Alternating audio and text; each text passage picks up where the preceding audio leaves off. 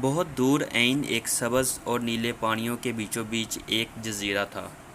سورج ہر صبح چمکتا اور اس جزیرے پر سفید ریت کو چمکاتا اور جزیرے کے ارد گرد سمندر کے پانی کو بھی گرم کرتا۔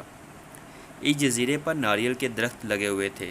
اس کے علاوہ کیلے کے بھی درخت تھے جو کیلوں کے گچھوں سے لدے ہوئے تھے۔ اس جزیرے پر پتہ کون رہتا تھا؟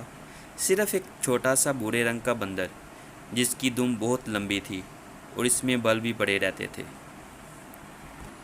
وہ چھوٹا بندر اکثر ساحل سمندر پر بیٹھ جاتا اور مایوسی میں اونچی آواز میں کہتا، میں کتنا اکیلا ہوں، کاش میرا بھی کوئی دوست ہوتا۔ لیکن وہ جانتا تھا کہ اس کی آواز سننے والا دور دور تک کوئی نہیں۔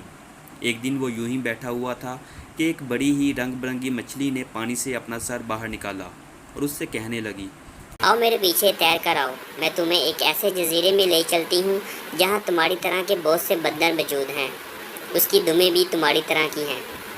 بندر افسردگی سے بولا، لیکن مجھے تو تیرنا نہیں آتا، پیاری مچھلی کیا تم مجھے تیرنا سکھا دو گی؟ مچھلی بولی، کیوں نہیں، تم پانی میں چلنا شروع کرو اور جیسا میں کہتی ہوں ویسا ہی کرو۔ بندر نے اس کا کہا مانا، وہ پانی میں اتر گیا۔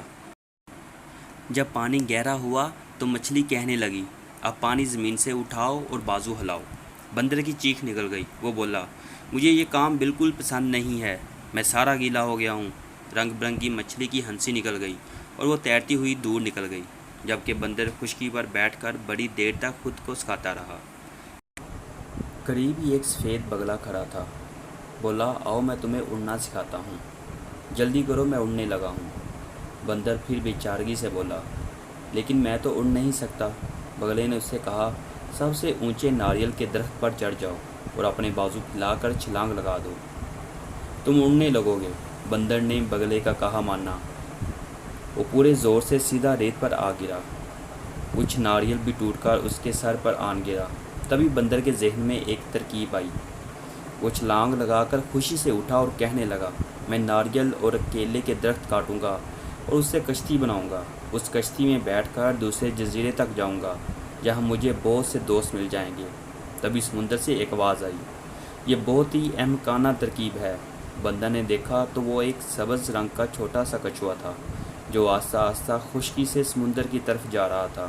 وہ کہنے لگا، اگر تم جزیرے کے درخت کاٹ لو گے تو کھاؤ گے کہاں سے، اور دوسرے پرندے بھی بھوکے مر جائیں گے۔ بندر اپنا سر پکڑ کر بیٹھ گیا۔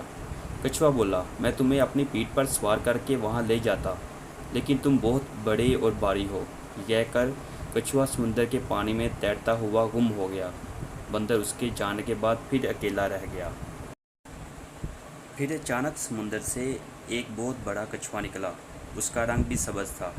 وہ آہستہ آہستہ چھوٹے بندر کے پاس آیا اور اس سے کہنے لگا، تم میری پیٹھ پر بیٹھ جاؤ، میں تجھے دوسرے جزیرے پر لے چلتا ہوں۔ کچھوے کا خول اتنا بڑا اور سخت تھا کہ اس کو اندازہ ہو گیا کہ اب وہ محفوظ ہے۔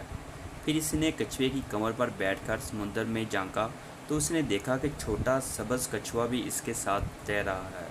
ننھا کچھوا بولا، مجھے علم تھا کہ میں تمہارا بوجھ نہیں اٹھا سکتا، اس لیے میں نے اپنے سے بڑے کچھوے کو تمہاری مدد کے لیے بھیجا۔ کچھوے نے بندر کو دوسرے جزیرے پر اتار دیا۔ بندر نے کچھوے کا شکریہ ادا کیا اور کہا کہ اب میں کبھی اکیلا نہیں رہوں گا۔